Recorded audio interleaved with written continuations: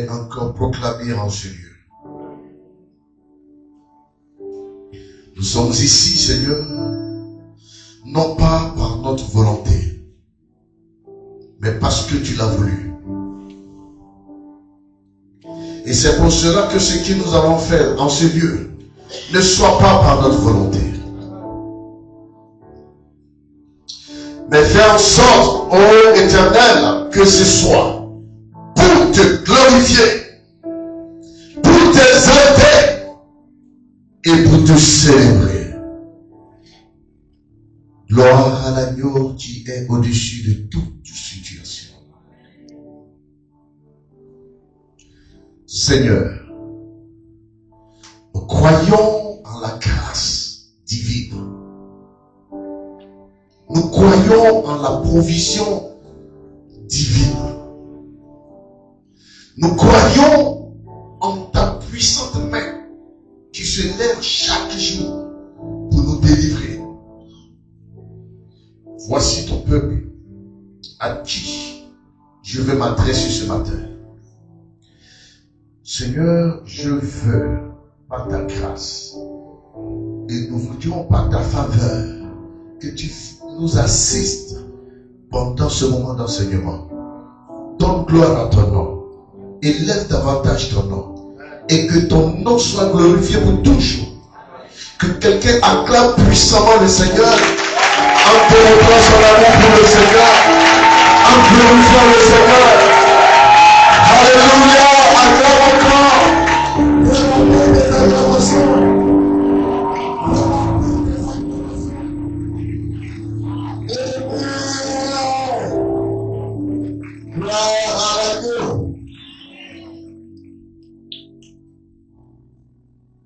C'est un plaisir de se retrouver encore une fois dans la présence du Seigneur.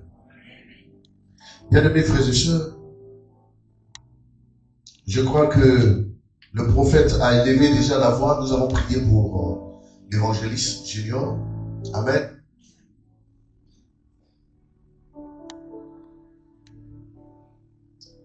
Nous allons prier pour l'ensemble du corps des pasteurs. Amen. Nous allons prier que le Seigneur étend sa main, que les perturbations, les maladies fréquentes qui perturbent soient détruites au nom de Jésus. Amen. Vous savez, les serviteurs sont attaqués à cause du travail spirituel qu'ils font dans nos vies. Il est plus qu'important de les soutenir. Je vous dis en vérité qu'il faut soutenir vos pères dans la prière. Les difficultés qu'ils rencontrent dans leur maison, dans leur vie, dans leurs activités, est dû au fait qu'ils se lèvent chaque jour pour prier pour vous. Vous savez que toutes les prisons de ce monde sont gardées, n'est-ce pas? Est-ce que vous le savez? Et les prisons, il y a des catégories. Il y a des prisons de la ville, de correction. Mais il y a des prisons pour des éléments compliqués. Là-bas, quand on te met, c'est qu'on veille à ce que tu ne puisses pas t'échapper un jour. Alors, pour ceux qui ont l'habitude de regarder les films, quand les prisonniers sont dans des camps de l'ennemi et qu'on essaie d'aller les délivrer, c'est au risque de prix de leur vie. Alléluia. Est-ce que quelqu'un comprend ce que je suis en train de dire? Donc, quand on s'en prend aux personnes qui en veulent à votre vie, qui ne veulent pas que vous réussissez, qui ne veulent pas que vous vous mariez, c'est un risque pour les hommes de Dieu qui se lèvent contre ces personnes, ces entités. Donc, il est plus qu'important de les soutenir. Alléluia. Vous savez, on a dérangé le diable sérieusement. Notre programme de prière a sérieusement dérangé le diable. Vous savez, quand vous vous attaquez au diable, le diable s'attaque à vous. Parce qu'il ne baisse pas les mains et il ne croise pas les bras. Nous allons lire d'abord Apocalypse, le chapitre 12, avant de commencer.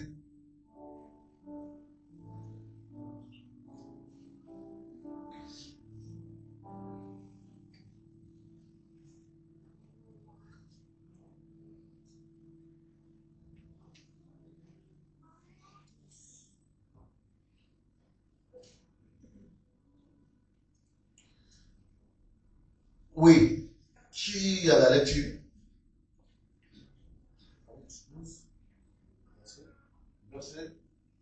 Mets la chair ici. Laisse mets la chair là-bas. Mets-moi comme ça. Écoutez très bien ce passage.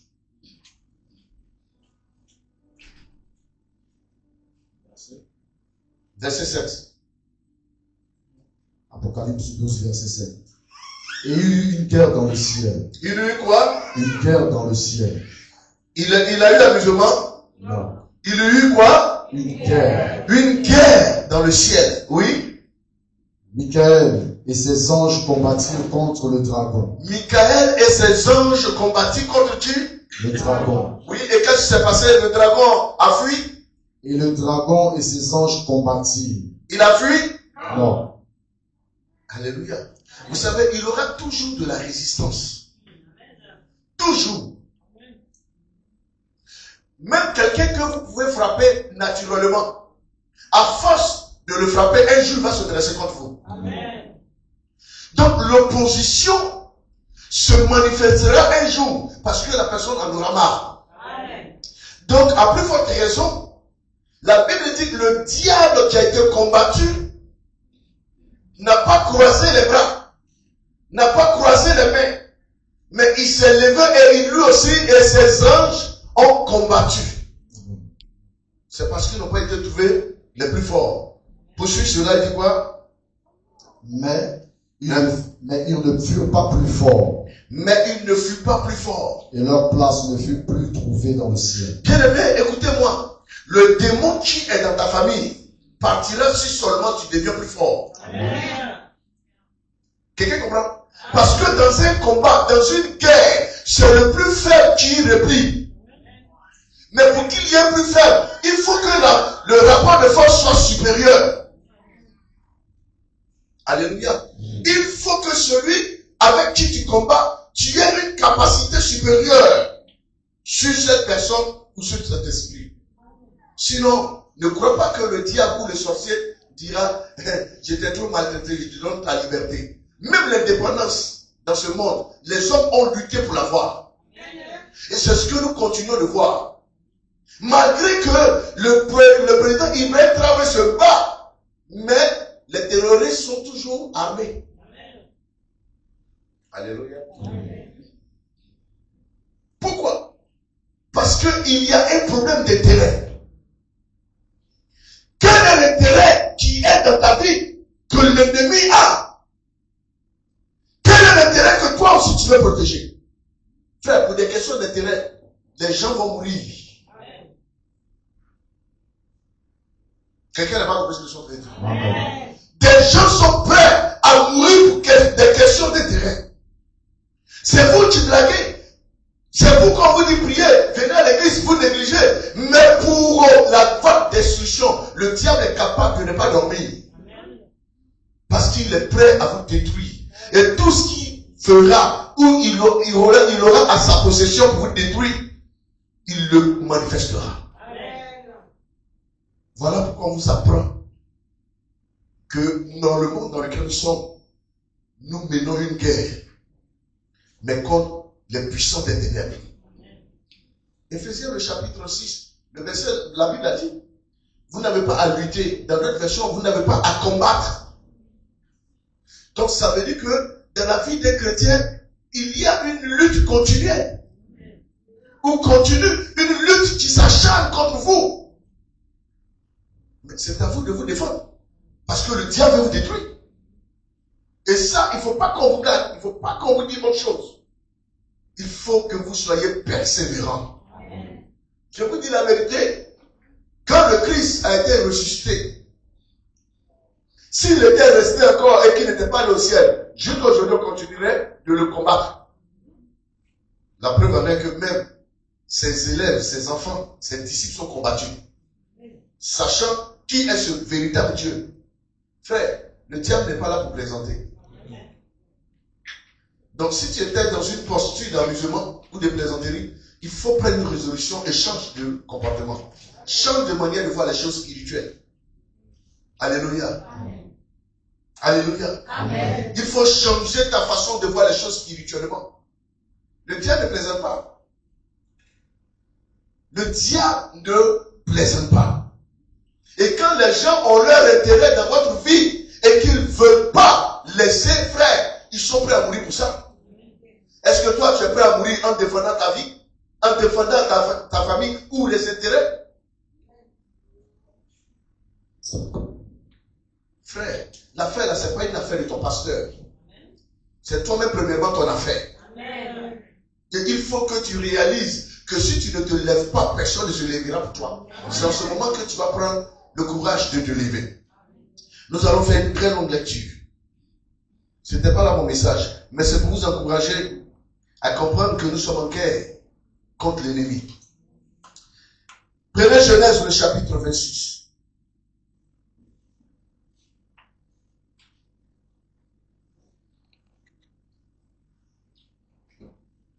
Merci. Mon frère, nous avons 50 versets à lire. Alléluia. J'ai dit quoi? Donc vous allez vous asseoir. Le lecteur seul sera debout pour représenter parce que c'est 50 versets. Asseyez-vous s'il vous plaît. J'ai dit Genèse combien? 26. 26. Non. Genèse 26, il y a combien de versets? C'est pas. Genèse 26, 35 versets. Voilà, 35 versets.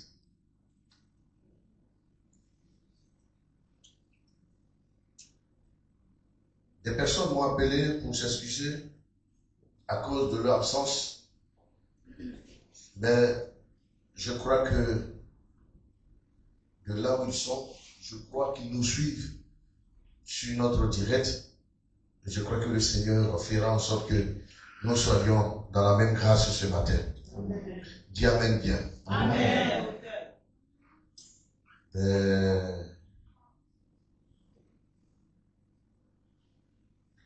Une famille et une communauté ne se bâtit pas en un jour. Je crois que quand la croissance numérique va prendre son envol, la grâce du Seigneur va accompagner ça. Certainement, nous sommes en train de ramer à contre-marée. C'est difficile. Mais quand nous serons en train de couler avec le flot et les vagues, on ne fera pas trop d'efforts. Et ce moment arrivera. Que Dieu bénisse chacun de nous. Amen. C'est une belle histoire. Une très belle histoire. Et j'aimerais que chacun écoute attentivement. Que chacun ouvre les oreilles. Un esprit bien disposé. Une âme apaisée pour écouter cette histoire. Et je vais faire le résumé de cette histoire et tirer l'enseignement de cette histoire. Alléluia. Amen. Et pour cela, je demande votre attention, s'il vous plaît, pendant cette lecture. Évangéliste, fais-nous la lecture de Genèse, le chapitre 26.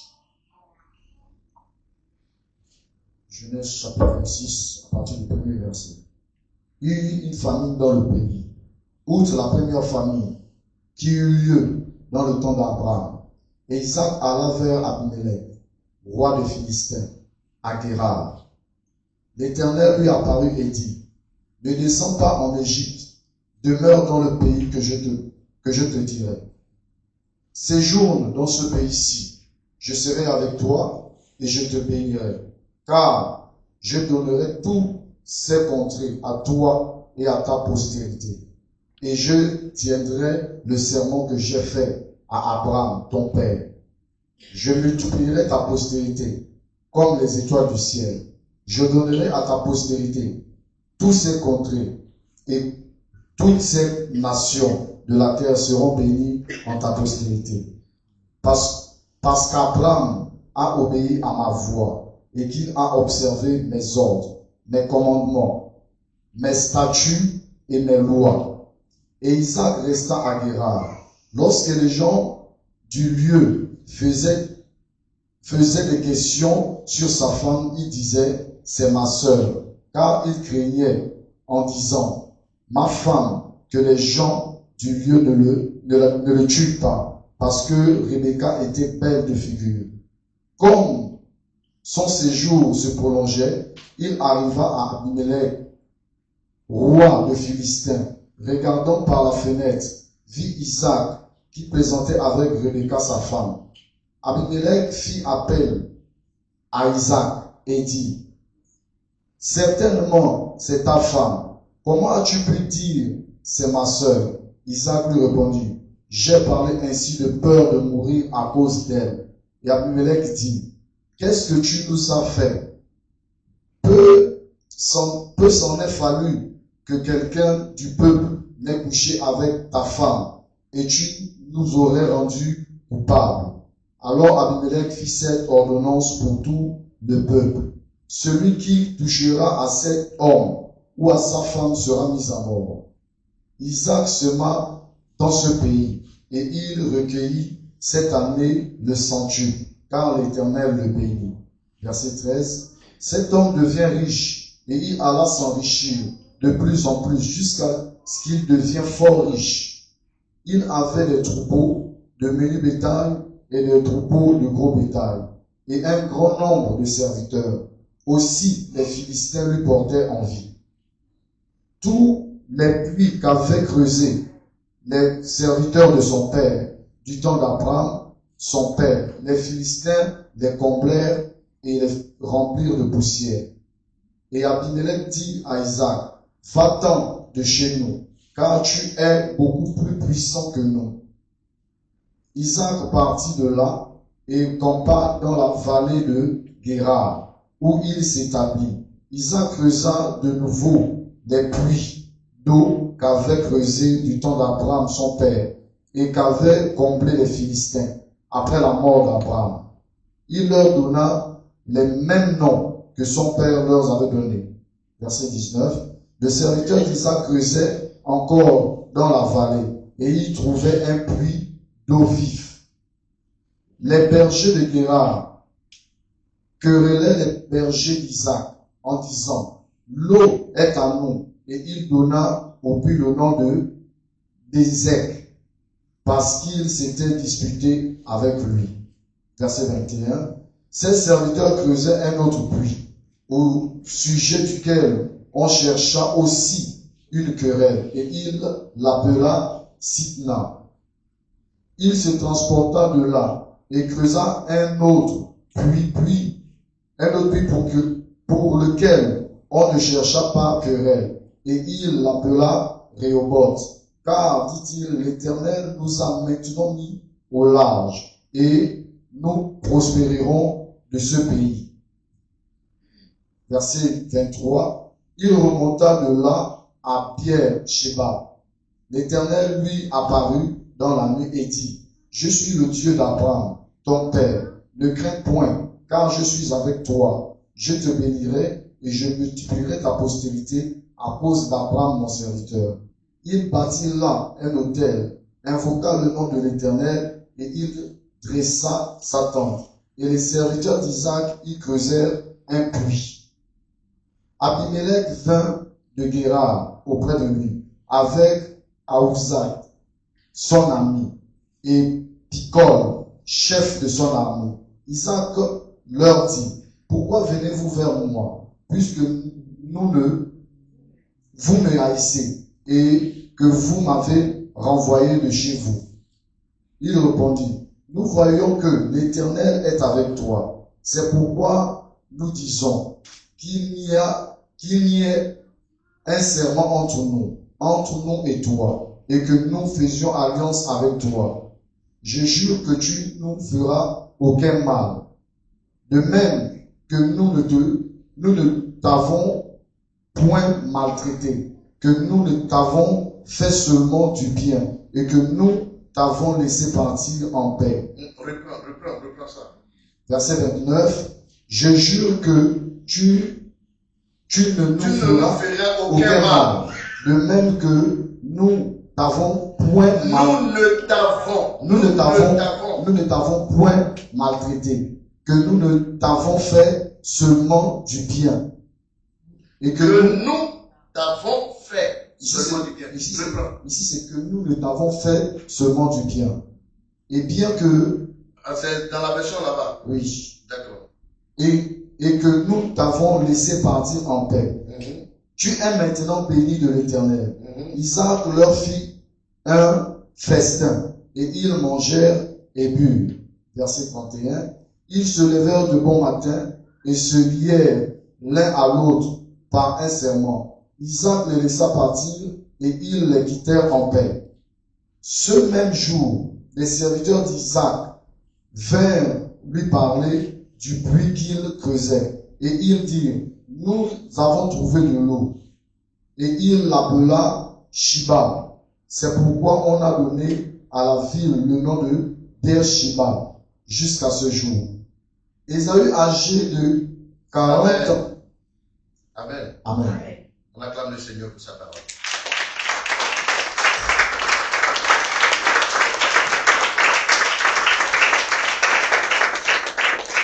Alléluia.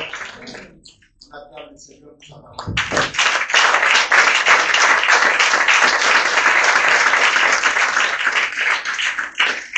On peut s'asseoir dans la présence du Seigneur. Merci, mon Dieu. Tu peux s'asseoir.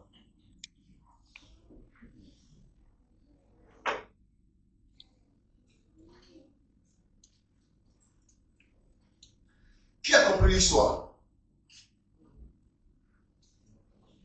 Amen. Qui a compris l'histoire? Apparemment, personne n'a compris l'histoire. Amen. Bon, si vous n'avez pas compris l'histoire, je ne peux pas vraiment développer ça. Il faut qu'on comprenne l'histoire de ce qui s'est passé. Alléluia. Donc, ça veut dire qu'on va refaire encore la lecture. Parce qu'il faut que vous compreniez cette histoire d'abord. Mieux comprendre la façon dont je vais expliquer la situation. Alléluia. Bien-aimé, écoute-moi très bien. C'est une histoire. Parce qu'un devoir, si vous ne le comprenez pas, il vous sera difficile de le traiter. Quelqu'un m'a compris? Donc, lire, relire, encore et encore, vous permet de pouvoir comprendre de manière générale l'histoire ou l'affaire que vous voulez traiter, le devoir que vous voulez traiter. Et il est plus qu'important que vous sachiez que l'histoire que nous sommes en train de raconter est une histoire qui vous permettra de comprendre comment marcher avec Dieu. Parce que beaucoup de personnes marchent avec Dieu quand tout vient bien. Beaucoup de personnes marchent avec Dieu quand tout semble être bon. Mais quand les choses se compliquent, tout de suite, qu'est-ce qu'on fait?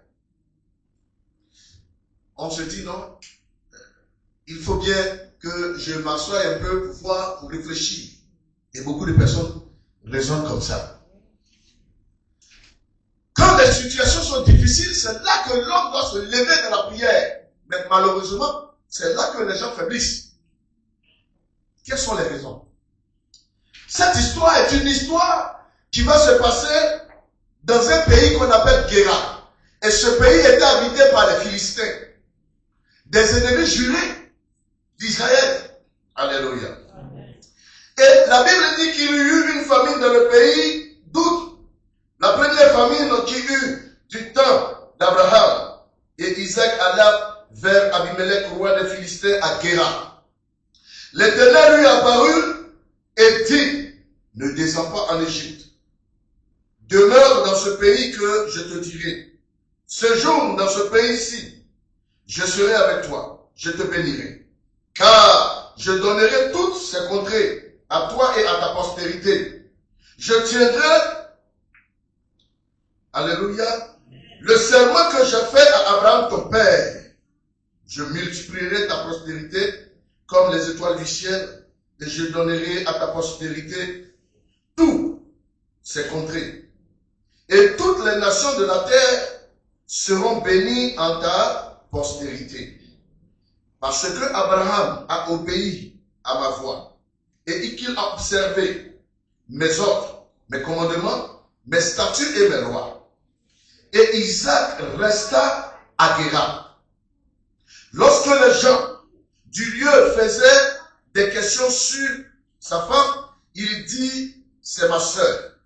Car il craignait en disant, ma femme, que les gens du lieu ne le tuassent, parce que Rebecca était belle de figure. Comme son séjour se prolongeait, il arrivera qu'Abimelech, roi des Philistins, regardant par les fenêtres, vit Isaac qui plaisantait avec Rebecca sa femme.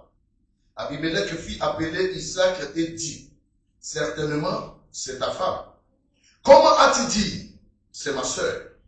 Isaac lui répondit, j'ai parlé ainsi, de peur de mourir à cause d'elle. Abimelech dit, qu'est-ce que tu nous as fait? Peu s'en est fallu que quelqu'un du peuple n'ait couché avec ta femme et tu nous aurais rendu coupables. Alors Abimelech fit cette ordonnance pour tout le peuple. Celui qui touchera à cet homme ou à sa femme sera mis à mort. Isaac s'aima dans ce pays et il recueillit cette année le centuple, car l'Éternel le bénit. Cet homme devait riche et il alla s'enrichissant de plus en plus jusqu'à devenir fort riche. Il avait des troupeaux de menu bétail et des troupeaux de gros bétail, un grand nombre de serviteurs aussi. Les Philistins lui portaient envie. Tous les puits qu'avaient creusés ses serviteurs de son père, du temps d'Abraham son père, les Philistins les comblaient et les remplirent de poussière. Et Abimelech dit à Isaac, va-t'en de chez nous, car tu es beaucoup plus puissant que nous. Isaac partit de là et campa dans la vallée de Guérar, où il s'établit. Isaac creusa de nouveau les puits d'eau qu'on avait creusés du temps de son père Abraham et qu'avaient comblé les Philistins après la mort d'Abraham, et il leur donna les mêmes noms que le père leur avait donnés. Les serviteurs d'Isaac creusaient encore dans la vallée et y trouvaient un puits d'eau vive. Les bergers de Guérar querellaient les bergers d'Isaac en disant, l'eau est à nous. Et il donna au puits le nom d'Ézek, parce qu'il s'était disputé avec lui. Ses serviteurs creusèrent un autre puits, au sujet duquel chercha aussi une querelle, et il l'appela Sibna. Il se transporta de là et creusa un autre puits pour lequel on ne chercha pas querelle. Il l'appela Rehoboth, car, dit-il, l'Éternel a maintenant mis au large, et tout, nous prospérerons dans le pays. Il remonta de là à Beersheba. L'Éternel lui apparut dans la nuit et dit, je suis le Dieu d'Abraham, ton père, ne crains point, car je suis avec toi, je te bénirai, je multiplierai ta prospérité à cause d'Abraham, mon serviteur. Il bâtit là un autel, invoqua le nom de l'Éternel, et y dressa sa tente. Et les serviteurs d'Isaac y creusèrent un puits. Abimelech vint de Guérar auprès de lui, avec Azoth, son ami, et Picol, chef de son armée. Isaac lui dit, pourquoi venez-vous vers moi, puisque vous me haïssez et que vous m'avez renvoyé de chez vous? Il répondit, nous voyons que l'Éternel est avec toi. C'est pourquoi nous disons qu'il y ait un serment entre nous et toi, et que nous fassions alliance avec toi. Jure que tu ne feras aucun mal, de même que nous ne t'avons point maltraité, et que nous t'avons fait seulement du bien. et que nous t'avons laissé partir en paix. Tu es maintenant béni de l'Éternel. Isaac fut un festin et il mangeait et but. Il se leva de bon matin et se liait l'un à l'autre par un serment. Isaac les laissa partir et il le quittait en paix. En ce jour, les serviteurs d'Isaac vinrent parler du puits qu'il creusait et lui dit, nous avons trouvé de l'eau. Et il l'appela Shiba. C'est pourquoi on donna à la ville le nom de Beersheba jusqu'à ce jour. Alléluia. Amen. Que Dieu bénisse quelqu'un. Amen. Que Dieu bénisse quelqu'un ce matin. Amen. Dis Amen parce que Dieu va te bénir. Amen. Alléluia. Amen. À la fin, nous allons faire un moment de prière très important pour la nation. J'ai fait un rêve qui m'a terrifié et qui m'a rendu vraiment très peur. Alléluia. Je vous expliquerai cela à la fin de mon message et nous allons prier. Alléluia. Amen. Mais ne laisse pas ton esprit se promener, se balader pour chercher à savoir qu'est-ce que j'ai fait comme rêve. Ce qui pourrait t'éloigner du message que je vais te prêcher. Je dis cela parce que j'avais voulu comprendre, mais vu le temps, je veux vraiment qu'on gagne du temps. J'ai refait cette lecture afin que tu comprennes l'histoire. Qui a essayé de comprendre l'histoire maintenant?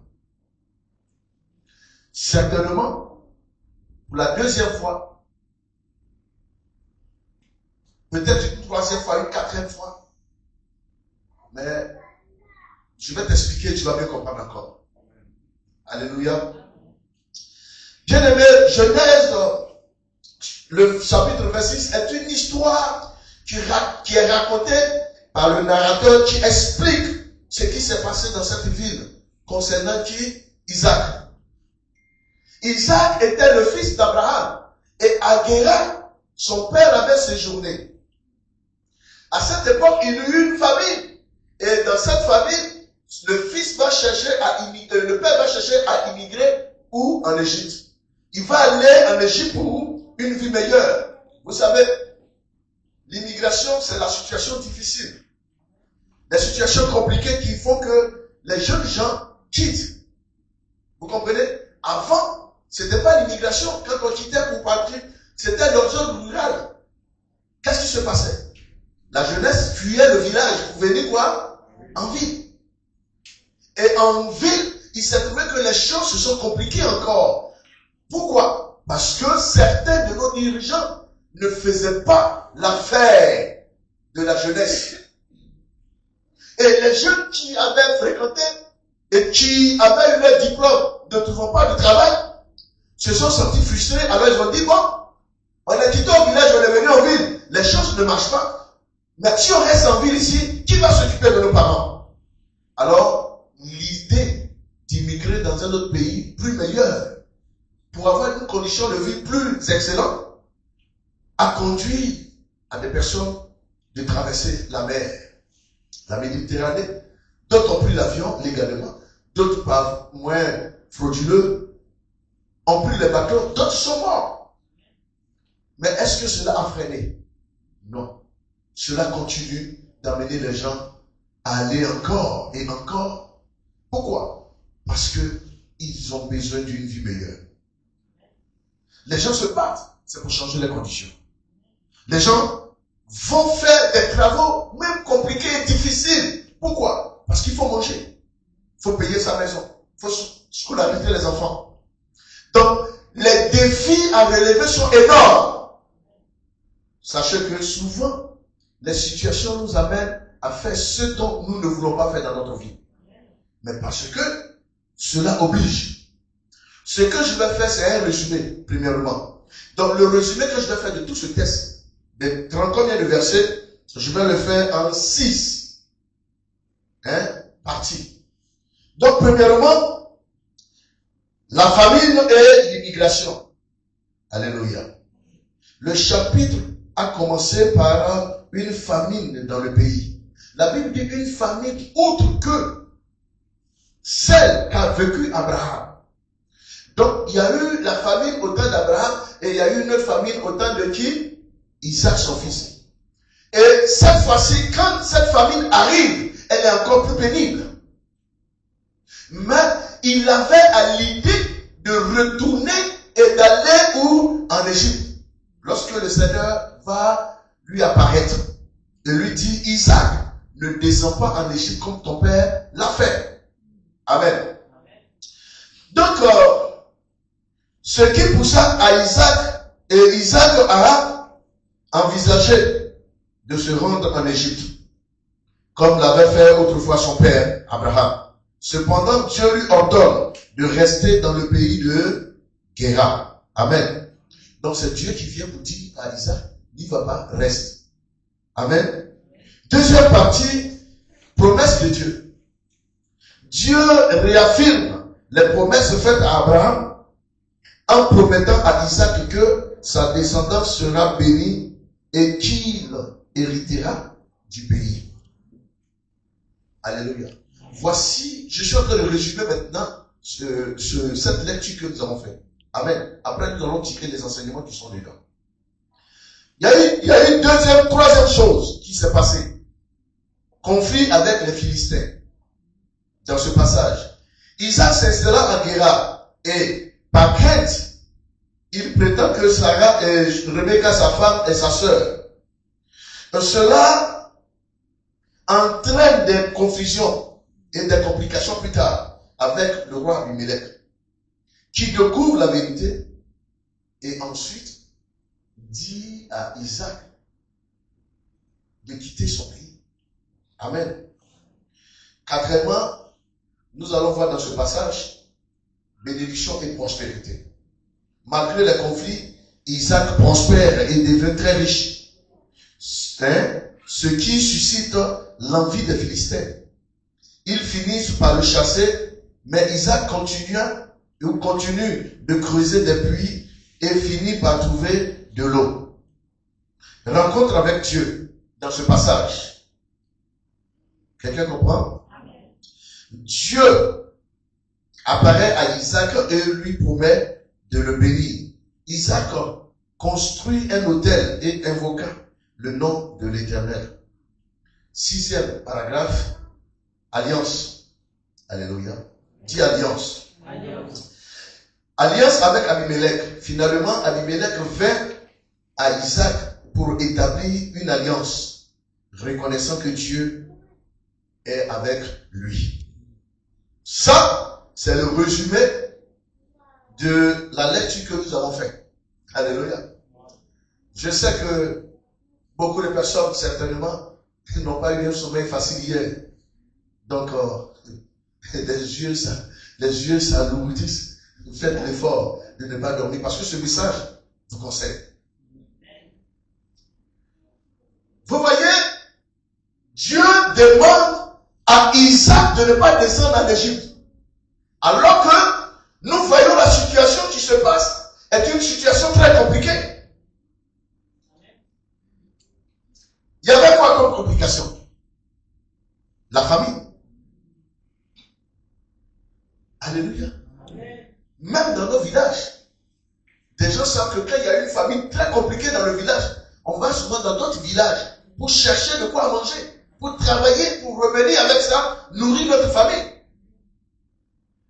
Mais Isaac, vivant cette situation, il a eu à penser de quitter cette situation et Dieu va venir lui demander de faire quoi? De ne pas partir mais de demeurer là. Alléluia. Maintenant, l'enseignement que je veux que vous compreniez dans ce passage, je vais parler de l'obéissance, je vais parler de la fidélité, je vais parler du conflit et résilience, je vais parler de la valeur des relations et je vais parler de la présence de Dieu. Dans ce passage. Et ce passage est un passage très riche. Après le résumé que j'ai fait, je parle maintenant de l'enseignement qu'on peut tirer de ce passage. Premièrement, le premier enseignement que nous allons voir l'obéissance. Lorsque Dieu demande à Isaac de ne pas partir, la Bible déclare que Isaac va obéir à Dieu et demeurer dans ce lieu. Quelqu'un me comprend? Isaac va faire quoi? obéir et rester dans ce lieu. Combien de personnes, certainement et souvent, veulent quitter? Vous savez, le lieu où vous êtes, quoique Dieu soit avec vous, ce lieu peut être un lieu très difficile, très compliqué. Alléluia. Très difficile et très compliqué. Même les églises peuvent traverser des moments de sécheresse. Où les fidèles ne viennent pas, où les offrandes ne sont pas. C'est que les choses sont compliquées. Et souvent, ça donne l'envie de dire, mais pourquoi ne pas retourner à mon église ancienne? Pourquoi ne pas aller dans cette église qui est juste à côté? Parce que là-bas, il y a de l'abondance. Frère, on ne fuit pas un lieu parce qu'on traverse des difficultés. Il faut avoir l'orientation de Dieu. Dieu peut rendre ce lieu où tu es compliqué juste à cause de toi. Parce qu'il veut t'enseigner quelque chose de très important. Bien-aimé, est-ce que nous obéissons lorsque l'Éternel nous parle, lorsque nous sommes dans des situations compliquées et que nous lui disons, Seigneur, quelle est ta volonté? Et quand Dieu nous dit, ma volonté c'est de demeurer là, parce que je veux faire quelque chose avec toi. Frère, la vérité et la réalité sont deux choses différentes. Ça peut être une réalité, mais ça peut ne pas être une vérité. La réalité, c'est qu'aujourd'hui, tu n'arrives même pas à t'acheter un pain de 100 francs par jour. Mais ce n'est pas une vérité.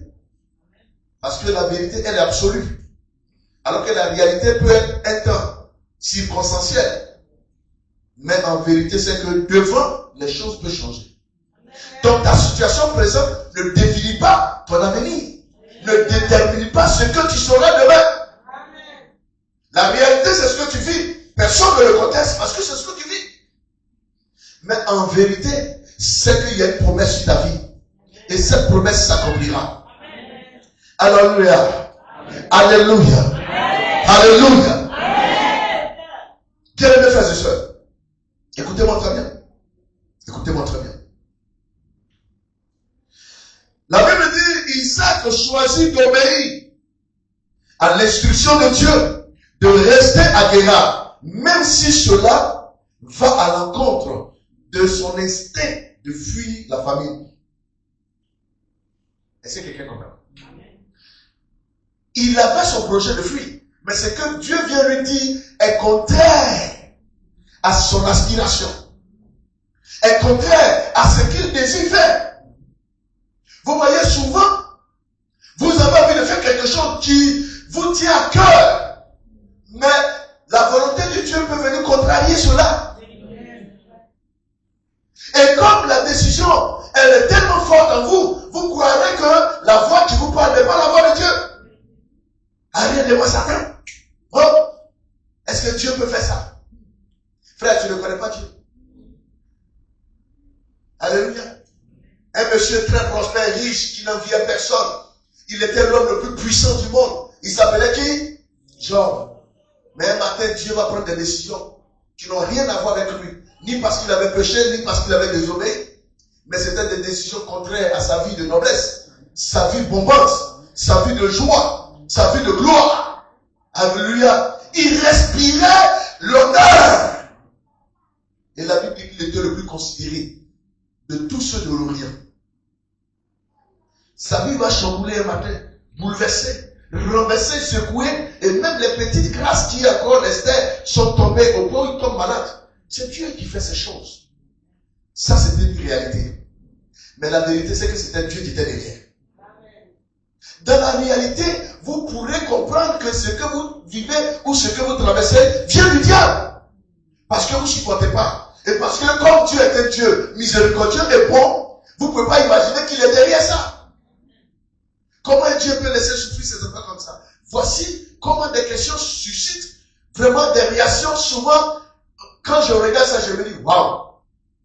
C'est pas celui-là qui disait, Seigneur, même quel que soit ce qui arrivera, je serai avec toi. Les mains levées avec les larmes qui coulaient. Souvent, même de temps en temps, ça vient dans ta bouche, tu laves un peu. Ça allait comme ça. Tout ça pour montrer ton attachement à Dieu.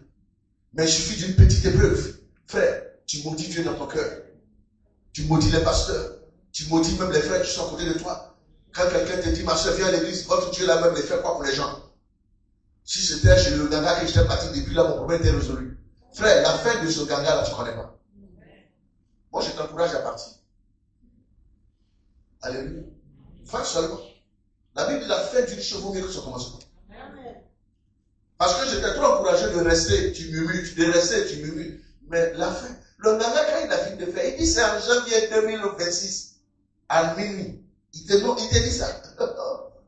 Et puis quand tu es en 2026, en décembre, il commence à t'apprêter pour te dire, il commence à te parler. Vous regardez les films nigériens, non? La plupart de tous ceux qui tournent les films nigériens ont été d'abord des sorciers. Des gens qui étaient dans les loges, dans les obédiences. Quand le Seigneur les a délivrés, ils ont décidé de dévoiler le monde des ténèbres et le monde spirituel. C'est pourquoi ils traduisent cela par des films. Donc ce que vous voyez là, c'est des histoires réelles. Ne croyez pas que c'est superstitieux ou bien des histoires qu'on a inventées. Non, c'est pas de la superstition. C'est des choses vraies, c'est des choses réelles que des gens ont vécues, qu'ils aujourd'hui utilisent comme moyen ou canal d'évangélisation. On dit aux gens, là où vous êtes en train de partir, faites attention, c'est pas bon. Alléluia. Amen. Mais regardez le fait. Tous ces grands féticheurs, regardez le fait. Comment quelqu'un qui dit que lui, il est féticheur, il est trop puissant, il est dans une obédience, mais il va chercher encore un autre féticheur pour le protéger. Ça vous dit pas quelque chose? C'est parce que c'est faux. C'est du pipeau. On joue seulement avec vos esprits. Alléluia. Il y a plus puissant que le diable. C'est celui-là qui est notre Dieu. Et c'est de lui que je suis en train de vous parler. Amen. Alléluia. Amen. Cela nous enseigne. Alléluia. Cela nous enseigne l'importance de faire confiance à Dieu et de suivre ses directives, même dans les situations difficiles. Isaac a obéi au Seigneur et il n'est pas allé où? En Égypte. Il est demeuré là. Il est resté là, comme Dieu lui a dit. Alléluia. Comme Dieu a fait quoi? Comme Dieu lui a dit. Alors, quand Isaac est resté, qu'est-ce qui s'est passé? La Bible dit que Isaac va s'aimer là, en cette année-là. Il va devenir très prospère et très riche. Alléluia. Regardez une chose qui me faisait vraiment très rire et marrer par moment. Il se trouve que la famine a fait que rien ne pousse. Mais qui lui a dit de rester? Dieu. Qu'est-ce qu'il va faire? Là où les choses ne poussaient pas, là où les choses n'étaient pas bonnes, il est venu s'aimer là. Et la Bible dit, l'année là, il récoltait son tube. N'est-ce pas? Amen. Les Philistins ont dit, hein? Donc chez nous ici ça ne pousse pas, de l'autre côté ça pousse. Ils sont allés le chasser là-bas. Lui il est parti là où les autres étaient. Est-ce que vous comprenez? Quand ils ont fait leur sémence là-bas, ça n'a pas produit. Mais là où ils ont laissé, où Isaac est parti, ça poussait. Alléluia. Vous savez, pourquoi Abimelech, pour finir, est allé faire alliance avec Isaac? Vous voyez, Abimelech va comprendre que ce n'était pas la terre qui était le problème. Ce n'était pas parce que là où Isaac battait était fertile. Non. Il a compris pour finir que c'est parce que l'Éternel était avec lui. Quand l'Éternel est avec vous, l'environnement n'est pas un problème. Parce qu'il a la possibilité, la capacité de changer quoi? L'environnement. Alléluia. Parce que la Bible dit qu'il s'aima là et il demeure riche. On lui chercha querelle. Il alla dans un autre lieu, il s'aima encore et il demeure riche. Pourquoi? Tout cela nous montre que Dieu est fidèle à sa parole. Amen. Si le Seigneur te dit ne fais pas ceci, reste là. Frère, ne fais pas ceci, reste là. C'est pourquoi il t'a dit de rester. Il accomplira sa fidélité. Amen. La fidélité de Dieu, alléluia. Amen. Les promesses de Dieu à Isaac rappellent que Dieu est fidèle et qu'il tient ses promesses. Cela nous encourage à avoir foi en ses promesses. Même lorsque les circonstances semblent défavorables. Alléluia. Parce que les circonstances dans lesquelles se trouvait Isaac n'étaient pas favorables. Les circonstances étaient défavorables parce qu'il y a eu une famine. Vous savez, quand vous êtes dans un pays où il y a la famine, les temps difficiles, frère, c'est toi l'étranger, ne crois pas que tu peux être bien que le total ou bien le national. Mais l'Éternel, merci, l'Éternel a fait grâce à Isaac. Alléluia. L'Éternel a fait quoi? À Isaac. Alors la Bible dit que les gens vont se lever contre lui.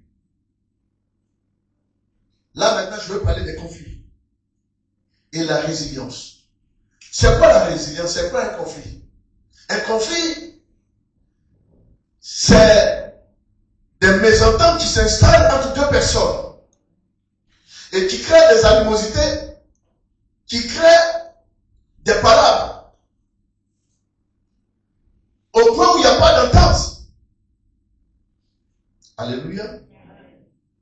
La résilience, c'est quelqu'un qui est très perspicace ou qui est déterminé, qui a de la persévérance.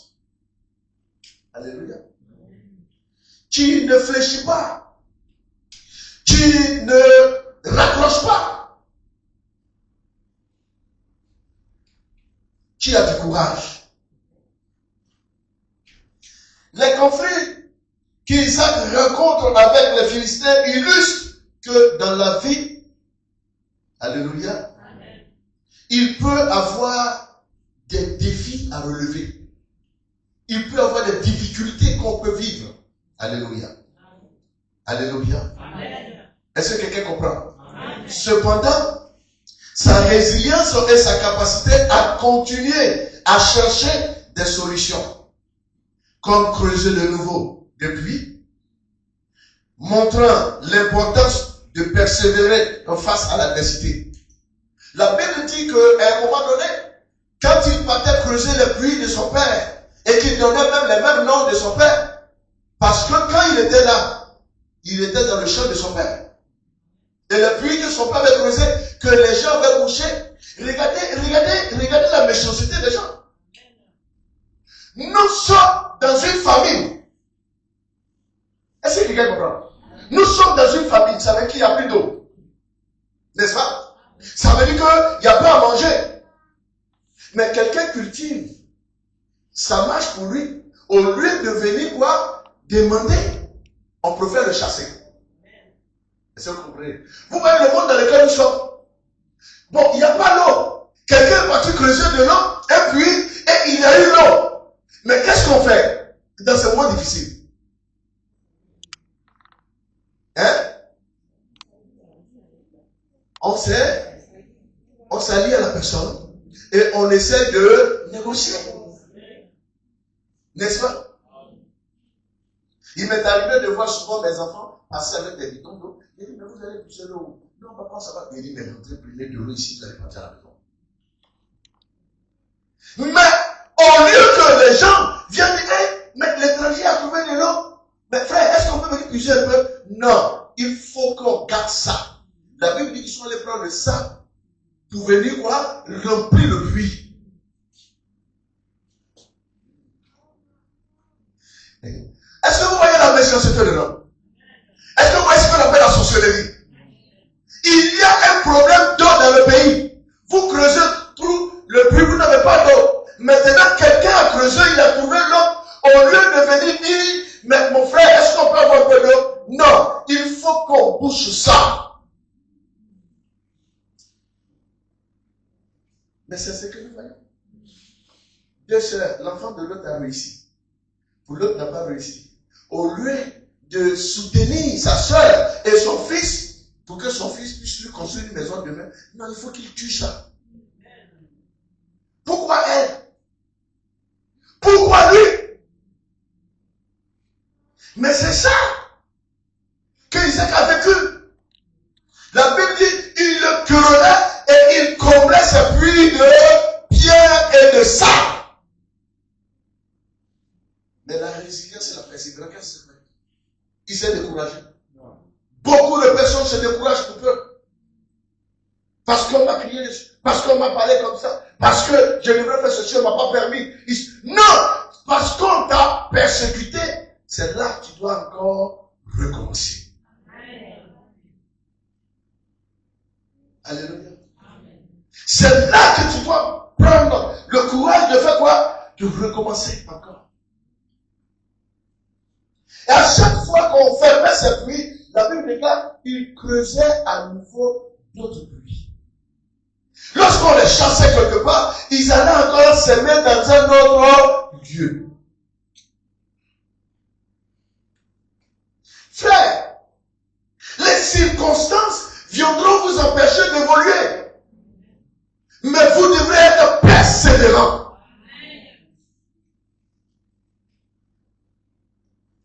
Ne croyez pas que les choses seront faciles pour vous. Avant que vous ne naissiez, l'ennemi était déjà là. L'ennemi était déjà là. Moi, quand je vois des gens découragés parce que aujourd'hui, ça va ici. Demain, ça ne va pas. Dimanche, on est 80. Après dimanche, on est 30. Dimanche, on est 100. Après, on est 40. Frère, mais c'est comme ça, on t'attend. Quand on cherche, on t'attend. C'est comme des dents de scie. Jusqu'à ce qu'on trouve l'équilibre. Saviez-vous que un enfant apprend à courir avant de marcher? Vous le savez? Est-ce que vous le savez? Hein? Mais vous ne savez pas que les enfants apprennent à courir d'abord avant d'apprendre à marcher? Quand l'enfant se lève, il est comme ça sur ses deux pieds. Quand il veut marcher, c'est comme ça. Et il tombe, il se lève. Est-ce que quelqu'un comprend? Oui?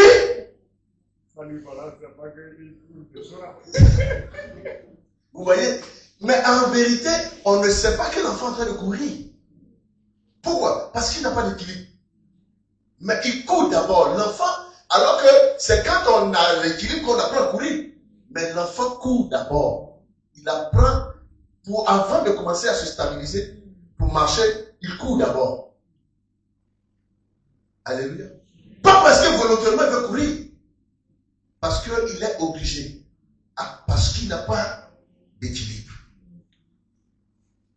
Donc, vous allez voir que l'arbre, avant de pousser, pour aller vers là-haut, pousse d'abord pour aller en bas.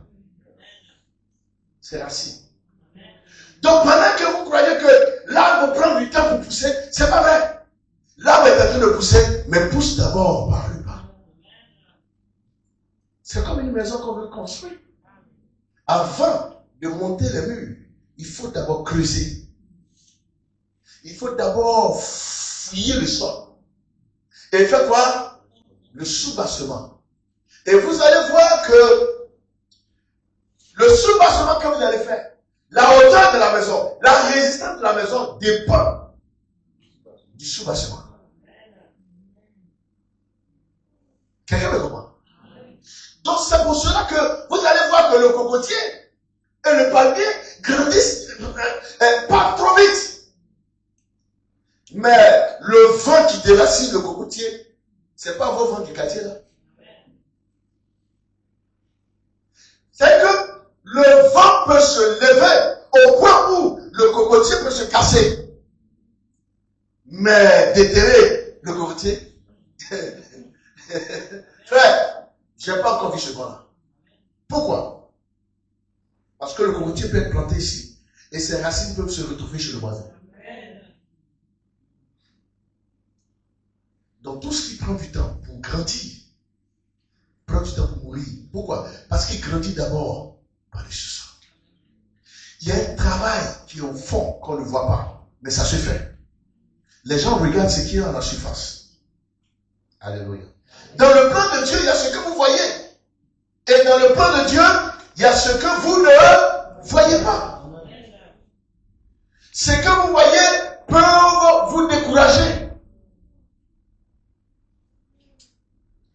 Mais Dieu a son plan. Alléluia. Alléluia. Alors cependant, sa résilience et sa capacité à continuer à chercher des solutions comme creuser de nouveaux puits, montrant l'importance de la persévérance face à l'adversité. Quand vous essayez de réussir quelque chose, quand vous essayez d'entreprendre quelque chose, bien-aimé, il y aura toujours des gens pour vous décourager. Il y aura toujours des gens pour vous dire que nous, on est passé par là, on n'a rien vu. Est-ce que quelqu'un me comprend? Est-ce que quelqu'un me suit? Bien-aimés frères et sœurs, écoutez-moi très bien. Il y a la valeur de la relation.